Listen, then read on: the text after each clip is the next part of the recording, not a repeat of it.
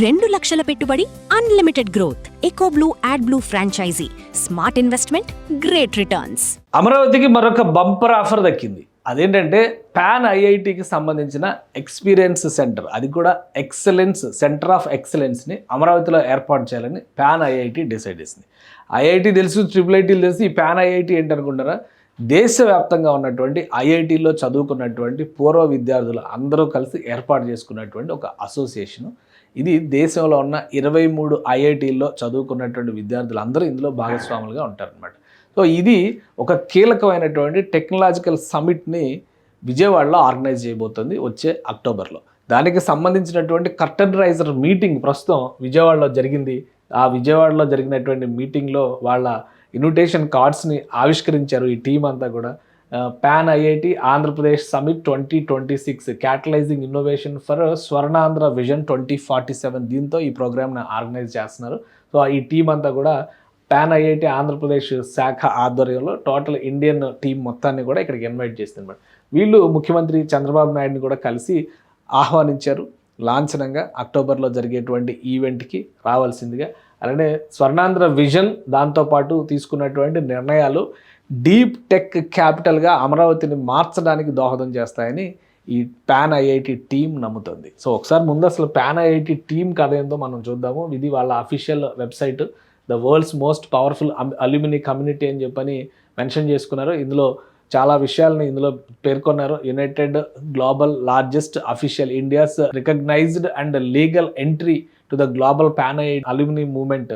ప్రభాత్ కుమార్ గారు ప్రస్తుతం దానికి ప్రెసిడెంట్, చైర్మన్గా ఉన్నారు. Prabhat Kumar IRS, pan IIT alumni India, IIT Delhi batch of 1991 అప్పుడు చదువుకున్నటువంటి వ్యక్తి అనమాట. సో ఈయన చంద్రబాబు నాయుడు గారిని కలిశారు. ఈ టీము దానికి సంబంధించి చూస్తే కనుక Amitabh Ranjan class of 1993 IIT Dhanbad ఆయన కోర్స్ చేశారు. ఐఐటి రూర్కీ నుంచి రాజీవ్ సింగ్ 1992 బ్యాచ్ అనమాట. సో వీళ్ళంతా కూడా ఒక ప్లాట్ఫామ్ని ఏర్పాటు చేశారు. ఇందులో ఏంటంటే టెక్నాలజీ విషయంలో స్టార్టప్స్ కానీ, యూనికార్న్స్ కానీ, సంస్థలు స్థాపించేటువంటి ఆసక్తి ఉన్నటువంటి వాళ్ళు కానీ, చదువుకుంటూ ఇంకా తమ ఆలోచనకి మెరుగు పెట్టాలంటే కనుక ఆర్థిక చేయూత కావాలనుకుంటున్నటువంటి స్టూడెంట్స్ కానీ, ఐఐటీలో ఉన్నటువంటి సమస్యల పరిష్కారాలు కానీ, వీటన్నిటినీ కూడా ఒక వేదికగా ఈ పాన్ ఐఐటి మూవ్మెంట్ పనిచేస్తుంది. ఇందులో లక్షల మంది మెంబర్స్ ఉన్నారు. ఎన్ని లక్షల మంది మెంబర్స్ ఉన్నారో కూడా మనం ఇందులో డీటెయిల్స్ ఇచ్చారు. చూడండి, పాన్ ఐఐటికి సంబంధించినటువంటి లోగోస్ అన్నీ కూడా ఇక్కడ ప్రజెంట్ చేశారు. సో టోటల్ ఆర్గనైజేషన్ గురించి తెలుసుకోవాలంటే కనుక ఈ వెబ్సైట్లో చాలా డీటెయిల్స్ ఉన్నాయి, మనం చదవచ్చు. దీనిలో pan IIT alumni India umbrella organisation representing alumni of all Indian institutes of IITs. Pan IIT is a non profit society under the societies registration act of 1860. So ఆ డీటెయిల్స్ అన్నీ ఇచ్చారు. ఇది ఆర్గనైజేషన్ వివిధ దేశాల్లో కూడా రన్ చేస్తుంది. Besides India, it has very active presence in the United States, Canada, United Kingdom, Korea, Singapore and Australia. So ఈ కీలకమైనటువంటి దేశాలు ఐఐటీలో చదువుకుని అక్కడికి వెళ్ళి జాబ్స్ చేస్తున్న వాళ్ళు కావచ్చు, ఆర్గనైజేషన్స్ ఎస్టాబ్లిష్ చేసి, కంపెనీస్ ఎస్టాబ్లిష్ చేసి రాణిస్తున్నటువంటి వాళ్ళు కావచ్చు, వీళ్ళందరూ కూడా ఇందులో భాగస్వాములుగా ఉన్నారనమాట. So chairman, vice chairman, president, general secretary. So ఈ టీం అంతా వెళ్ళి ముఖ్యమంత్రి చంద్రబాబు నాయుడిని కలిశారు, ఇన్విటేషన్ ఇచ్చారు. అక్టోబర్లో జరిగేటువంటి ఈవెంట్కి ఆయన్ని ఆహ్వానించారు. దాంతోపాటు ఈ ఫస్ట్ మీటింగ్లో అనౌన్స్మెంట్ ఏమిచ్చారంటే, అక్టోబర్లో మీటింగ్ జరుగుతుంది ఈ ఐఐటి సమ్మిట్కి సంబంధించి. మొదటి centre of excellence, first time centre of excellence ఒకదాన్ని ఎస్టాబ్లిష్ చేయాలని చెప్పని డిసైడ్ చేశారు. అది అమరావతిలోనే పెడతారు.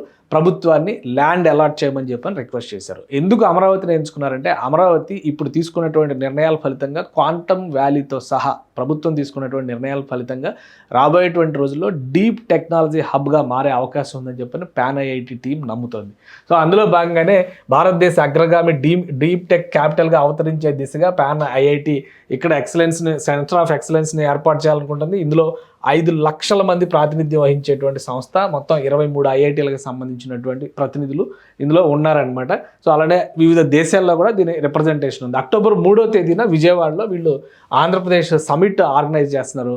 ఆ సమిట్కి సంబంధించినటువంటి ఏర్పాట్లలో భాగంగానే deep tech, med tech, pharma, health care, oil and gas, green energy, అలానే semi conductors, data centres, AI, ML and quantum, defence and aerospace, ఈ రంగాల్లో పనిచేస్తున్నటువంటి అనేక మంది ప్రముఖులందరూ కూడా ఇందులో భాగస్వాములుగా ఉన్నారు. సో రాష్ట్ర ప్రభుత్వం కనుక ల్యాండ్ అలాట్మెంట్ చేస్తే వీలైనంత త్వరగా ఈ సెంటర్ ఆఫ్ ఎక్సలెన్స్ నిర్మాణానికి సంబంధించినటువంటి ప్రణాళికను కూడా రెడీ చేసుకునేందుకు ప్యాన్ ఐఐటి టీము సిద్ధంగా ఉంది. సో ముఖ్యమంత్రిని ఈ రోజు కలిశారు, నిన్న ఈవెంట్ జరిగింది, ఈ రోజు ముఖ్యమంత్రితో భేటీ అయ్యారు, వాళ్ళ ప్లాన్ ఆఫ్ యాక్షన్ మొత్తం కూడా వివరించారు. అక్టోబర్ 3వ తేదీన జరిగేటువంటి ప్రోగ్రామ్కి ముఖ్య అతిథిగా ముఖ్యమంత్రి రాబోతున్నారు. సో ఈలోగా ప్రభుత్వ ప్రొసీజర్ ప్రకారం, ఎందుకంటే ప్రతిదీ కూడా సింగిల్ విండో సిస్టంలో తీసుకెళ్తున్నారు కాబట్టి ల్యాండ్ అలాట్మెంట్ విషయంలో కనుక ఒక క్లారిటీ వస్తే ఆ రోజు అఫీషియల్గా అనౌన్స్ చేసేటువంటి అవకాశం కూడా ఉంటుంది. ప్యాన్ ఐఐటి మొదటి సెంటర్ ఆఫ్ ఎక్సలెన్స్కి అమరావతి వేదిక కాబోతుంది.